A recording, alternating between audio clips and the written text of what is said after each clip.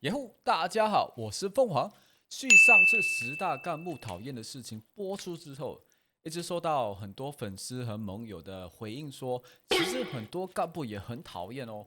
所以今天我们就来看一下大家心目中的10大最讨厌的干部长什么样子呢？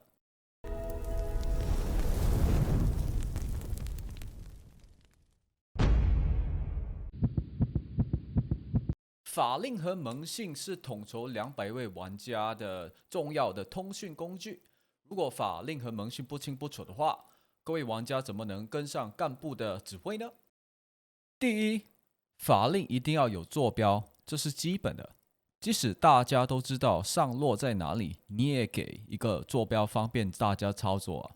第二，集结时间和进攻时间一定要清晰，不然早到的就要干等，晚到的又赶不上，那就很浪费时间了。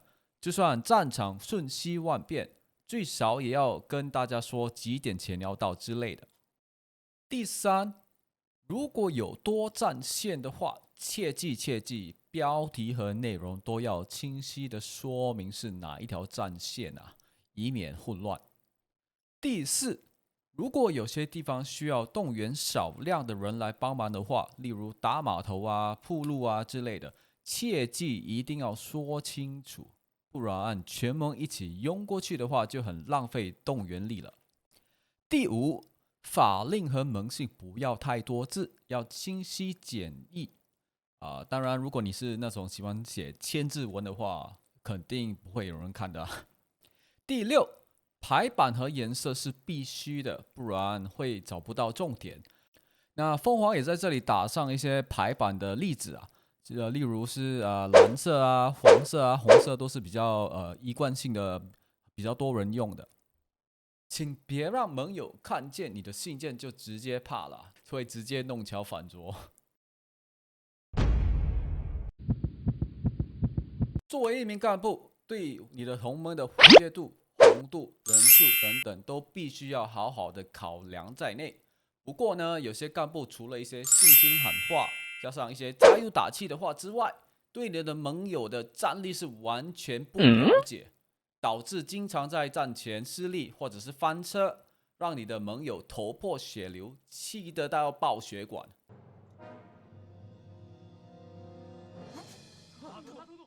想分享一下最近曾经看过2次，我觉得还蛮神奇的事情。第一就是之前 S5赛季的时候，我们从荆楚经过上洛打进关中一段时间了，西线那边呢，我们只是把城卡好而已。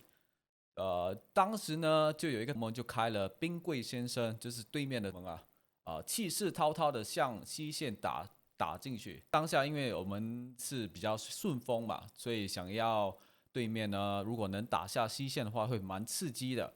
可是他们就在打的同时呢，连驻守都打不下来啊，剩了大概6队驻守，整个同盟直接凉了。因为我们都知道，如果你打成的话，连驻守都打不下来的话，你会损失惨重加上呢士气也会被影响到。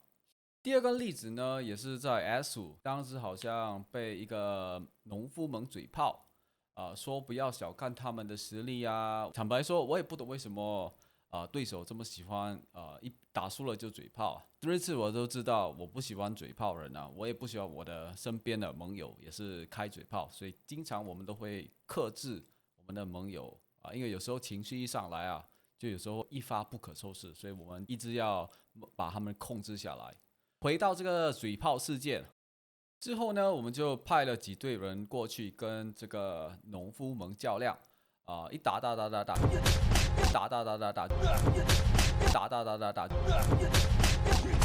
把他们打到回到出生州啊。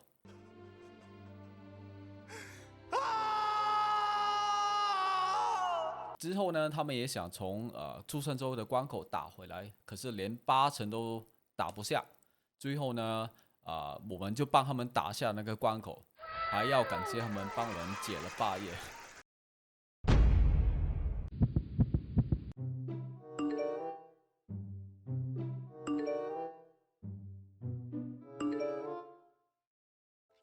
2,000 years later. 你哋好悶啊！开战！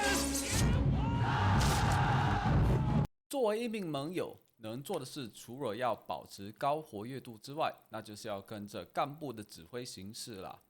在这个游戏呢，我还蛮相信一句话的，就是要么一起做一件对的事，要么一起做一件错的事。如果一个向东跑，一个向西跑的话，那么只会让事情呢变得更糟糕。即使是对的，也会因为没有人数的关系，导致人员不足啊、战前失利等等。要是干部一直把法令的时间改来改去的话，会有一些人绝对会跟不上哦。要是我很乖的话，3点开始在等到睡着了，这不就很浪费一整天能打架的机会吗？久而久之呢，还真的不想再动了，要么就佛系打，要么就直接撞酒吧算了。这就好像狼来了的故事，你知道吗？如果2次你在准备好打架的时候，发现时间改了，第3次的话，你还会信吗？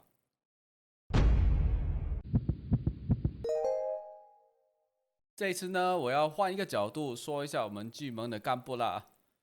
我们的势力法跟铜矿法虽然没有执行的很严格，一般来说呢，没人投诉的话，我们都是睁一只眼闭一只眼的啊。尤其是中后期的话，把对手打出资源之后的话，势力呢跟铜矿呢，我们基本上是没什么管啊，只要大家不要太夸张，不要有什么纠纷就 OK 了。可是你看这个势力也太夸张了吧！以巨门的标准，已经超越了1万多的势力连我呢只好都去含泪的打5粮了。然后看一下这个铜矿产量，我实在不知道该说什么。这位干部呢，我会考虑，私底下跟你聊一下。干部们，既然规矩定下来了，请大家也要以身作则啊。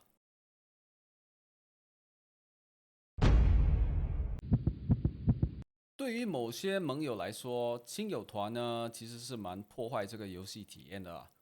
S1、S2大部分的盟友可能还没有很熟悉彼此，因此也希望干部们处事公平。然而，有些干部因为违法的是他们的现实朋友或者是科长高战，就偏帮自己人。比如说我们在打城，他在打地势力法超标，人家说因为是高战啊，分层禁止建在资源州，高战因为要图个方便，照样建也没事，诸如此类的。虽然法律不外乎人情，但高战贡献高的或多一点点通融也无可厚非，可是也不要做得太明显啊。我就有看过有些干部平常话没几句，结果可能打了一场小战赢了，就像带领大家去拿霸业一样，搞到好像带领大家双领霸业的感觉。后来小输了一仗，一点点就怪盟友不尽心、不出力，喊人没到，开骂，这样就惹毛了不少的盟友。这里举个例子啊，例如说土地纠纷，有人在飞地吃地，如果你是被飞的，你私讯官员几个小时后还没有得到回复啊，对面呢那个人呢已经把你的地都吃到一个都不剩了，叫他放回来又会影响发育，不喊的话又对被飞的盟友不公平。还有一种就是有时候干部通常会分配工作啊，就会有2、3个人负责不同的东西。结果呢，如果盟友呢去找官员 A，官员 A 叫你去找官员 B 或者是官员 C，然后呢你就说好啊，我就去找官员 B 吧。找到官员 B 呢，官员 B 就叫你找官员 C，然后你就直接在抓头一边，可是说好没问题，你就去找官员 C，然后官员 C 又叫你去找官员 A。你看，如果这样一直搞来搞去的话，你说你的盟友会不会直接气炸了？又到我们这次的前3甲啦。第3名呢，其实是一个盟友分享的故事啊。大家都知道 S2 的时候，我们是3国鼎立，这次分享的是旁边那两国，没错，又是牛皮妹妹的故事啦。话说当时呢，在上洛有两个同盟在开打。你如果在关卡打架的话，当然是会有卡城的状况。当时牛妹那边的指挥官呢，就喊话叫大家，大家我们几点去撞这个门神 A 大伙就直接集结了，要准备上了然后就去开撞了。之后呢，发生的就是很平常，就是周围的卡城的那些门神都会去支援被打的门神，对不对？当然是这样子啊。然后呢，那位指挥官就说，这样的话我们就不打 A 了，我们就去打 B。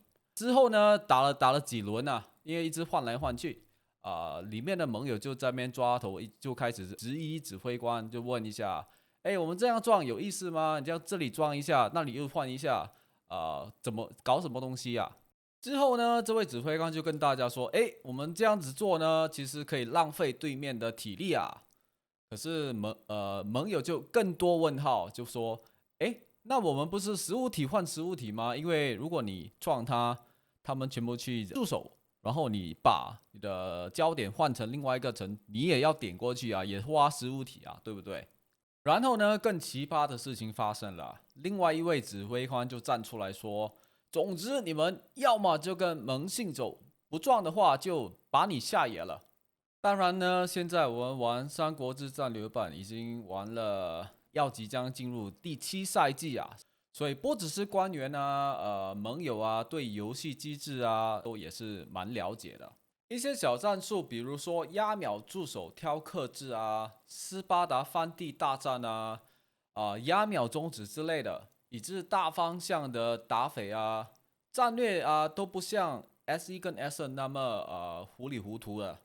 因此，作为干部呢，一定要理解这款游戏，不然呢，就沦为盟友的笑柄了。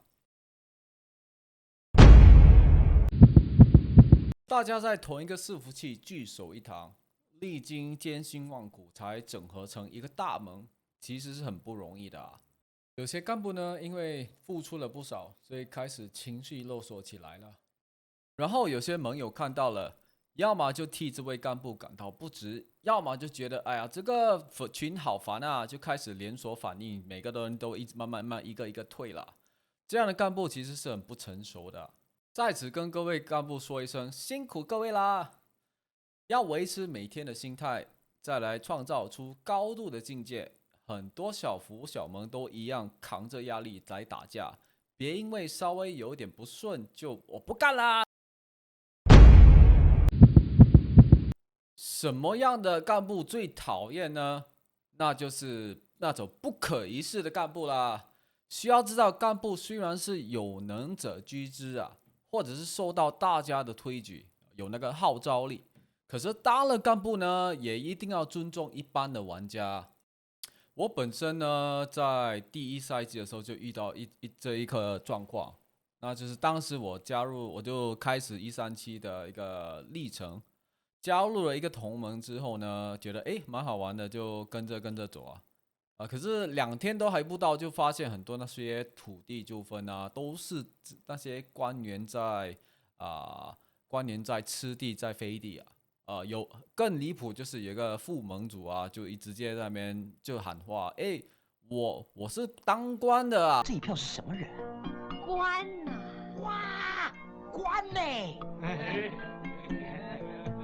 真是了不起！哈哈哈哈当时呢，我还没有真正注意到，因为我整天都一直在抽卡，所以我的名字呢一直在跑马灯，一直在跑，不停的跑。然后呢，我发现了，这个有点不对劲这个同盟怎么上下的那些管理机制都很这样好乱所以我就跟他们在聊说，你们这样子做其实不对因为要讲道理你虽然是当官，可是你要尊重一下其他的玩家。然后呢，副盟主就直接说，你们不爽的话可以直接走虽然我不是当事人可是我直接看到的话，直接马上不爽说，好了，我就走了。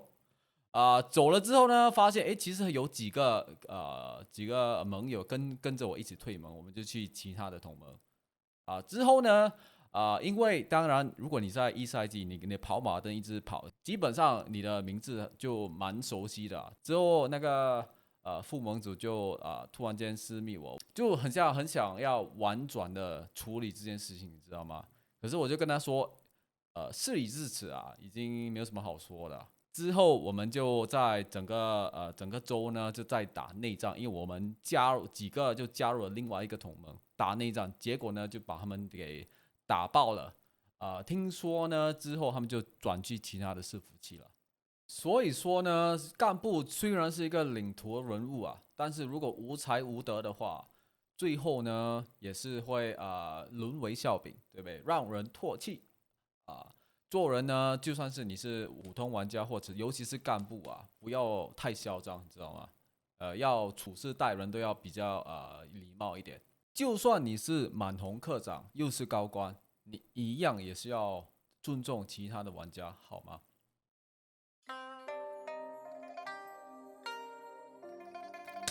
以上就是10大令人讨厌的干部内容。如果你有遇过什么让你生气的干部啊，欢迎你在下方留言分享你的小故事。喜欢这部影片的呢，请帮忙按赞、订阅、打开小铃铛。那我是凤凰，我们下次见，拜拜。